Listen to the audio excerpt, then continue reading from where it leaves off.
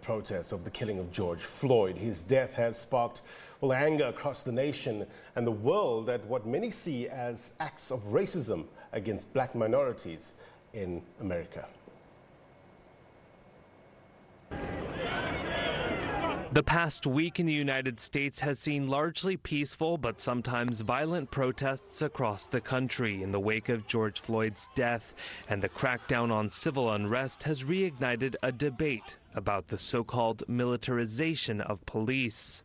There's a continuum of how militarized they are. That's Human Rights Watch senior researcher on criminal justice, John Raifling.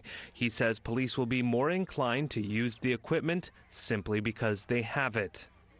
Yes, they come in with military equipment, and that has a menacing look to it that is inappropriate for dealing with or for addressing First Amendment expression in this country. But I mean, it's important to be clear to understand that the policing is a militarized response to societal problems that really don't call for and are made worse by such a militarized response. A U.S. law allows the Department of Defense to transfer surplus military equipment to city and state law enforcement agencies across the country. Protesters have decried law enforcement officers' use of military equipment in the streets. Right now, we're in the middle of trying to keep our cities from burning. Houston Police Chief Art Acevedo says it's his officers' duty to protect and defend the First Amendment until law and order needs to be restored when tensions rise.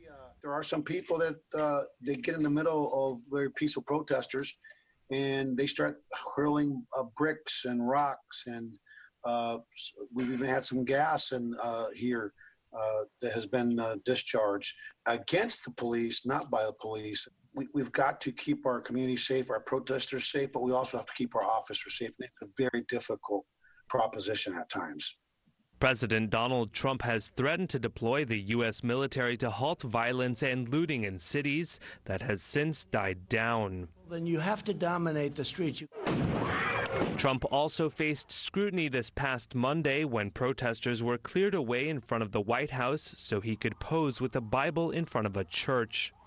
Democratic lawmakers and even former military commanders have strongly criticized the use of force from Monday's incident, and Democratic Senator Chris Van Hollen said in a tweet, "We have seen firsthand how DOD's 1033 program has contributed to the militarization of our police departments, leading to tanks on our streets, the erosion of police-community relations, and the escalation of violence. Trump should never have reinstated this program. We must end it." Some Democratic senators said they will pursue a legislative amendment to discontinue the program. We also spoke to U.S. Black Lives Matter activist Shahid Buttar, who is also running for Congress and is challenging House Speaker Nancy Pelosi. Shahid explains the thrust of the movement he represents. Aims to vindicate basic human rights, principles like the presumption of innocence, principles like due process, principles on which liberty, frankly, is fundamentally grounded. And I would describe the significance of the movement for Black Lives as not only rooted in vindicating the civil rights movement and the parts of our nation's history of which we're most proud, but it also relates, frankly, to vindicating our democracy. We are living in the United States this week through an authoritarian crackdown, and we are witnessing fascism emerge under our feet. We have a criminal president using armed agents of the state to suppress dissent. And we might be in the streets originally because armed agents of the state are killing black people, and that is a problem with respect to racial justice and police accountability. It's also, though, and particularly in the context of the government response to our democratic mobilizations, we are witnessing basically a democratization struggle to make sure that we have a free country and not one where our dissent is circumscribed and militarily controlled, limited by the state. All right, perhaps we should extend our analysis as to what is it really caused this movement to gain momentum. I mean, the world has never been this united over the death of a single black man. What could have necessitated the momentum to increase at the rate that it has? One of them is just the sheer audacity of the incident itself. I mean, the murder of George Floyd is so particularly brutal. And it reflects the banality of evil because it was brutal by an act effectively of omission. The officer's on his neck. All he had to do was stand up or listen or demonstrate even a modicum of humanity, or for anyone around him, his fellow officers perhaps, to abide their training standards, right? It was the failure of even the most basic standards of human decency and the willingness to casually murder someone on tape. And we've seen this before, frankly. Eric Garner's death also in New York City, and this would have been 2013, maybe 2014, also sparked similar outrage. And the reason we're in the streets today is because Emmett Till in the United States in the 60s prompted similar outrage. We've seen too many of these incidents, and the problem is precisely that our policies have never responded to take account of the popular outrage, to vindicate the rule of law, and restore due process. A lot of people in the United States are under the impression that we have certain rights, and we do on paper. And the question is, do we in fact? And African Americans in the United States, frankly, have never had equal rights at any point in our nation's history. And this movement is about making sure that we finally honor those promises. And I think that Americans generally feel a sense of authoritarian crisis already, just vis-a-vis our criminal president, setting aside even the movement. And so that also primed the moment, I think, the combination of the brutality of George Floyd's particular murder, the inaction and unresponsiveness of our political institutions, and the growing sense of alarm across the United States that our democracy is very, very much at risk, I think are all combining to fuel and amplify and drive the protests that we've seen this week. And having said that, what would you like to see happen in terms of sustaining this momentum? The keys here relate first to putting in place limits on police so that dissent is a safe option for people to pursue. At the moment, police make it a matter, frankly, for some people of life and death. People have died this week, not just in response to police violence, but specifically in response to police violence suppressing dissent. That is a cornerstone, a defining cornerstone of authoritarianism. And I frankly hope that the rest of the world recognizes it as such. I think another step that needs to move forward is our communities building the resiliency to continue mobilizing. That includes mutual aid networks to do things like, we have an organization here in the United States, the National Lawyers Guild, which has long been dedicated to ensuring that people participating in protests who are arrested have legal support through the process. There's any number of other kinds of support that people need, and our communities need to organize that support as a counterpoint to the state influence.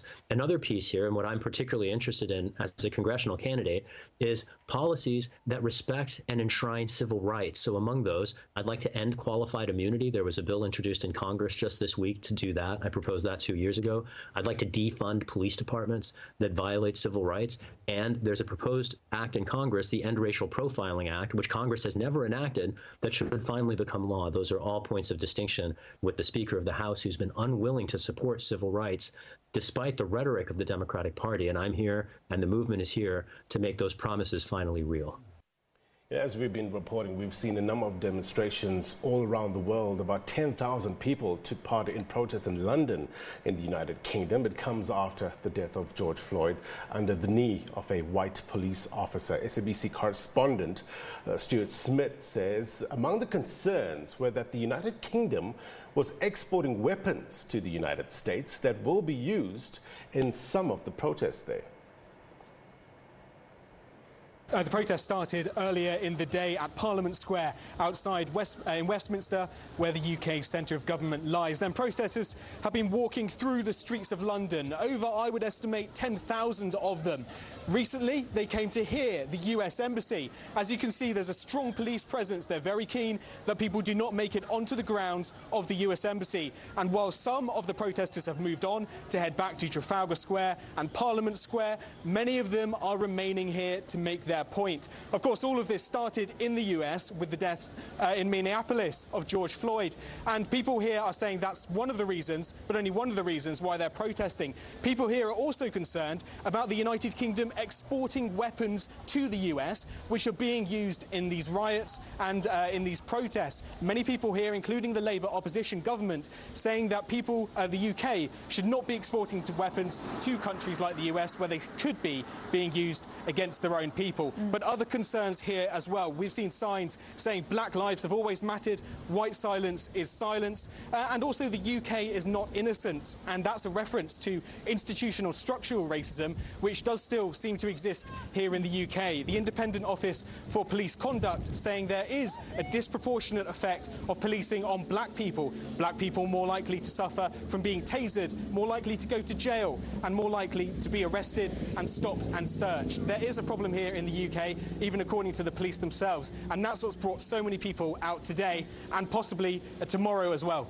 So you've preempted my question. I was going to ask, is this shining a light on racism in the UK? Some would say some of that was behind Brexit. Is there a lot of navel-gazing going on about UK's history? Yes, well, it did come up again today, actually. Outside Parliament, there is a statue of Winston Churchill and graffiti on that as well. So it is coming up in the national debate how much colonialism plays a role in this. Certainly, it is not any sense of equality here. There is still injustice and racism in the system. It's probably not the same as the US, and that reaction by people here is probably part of the reason to that. Not quite as an extreme reaction, but it is a problem here in all sectors, in teaching, education, prisons, policing. There are racial inequalities, and colonialism, no doubt, is part of the reason behind that. Stuart Smith there. All right, the Amit Kathrada Foundation is holding a symbolic picket at the Hector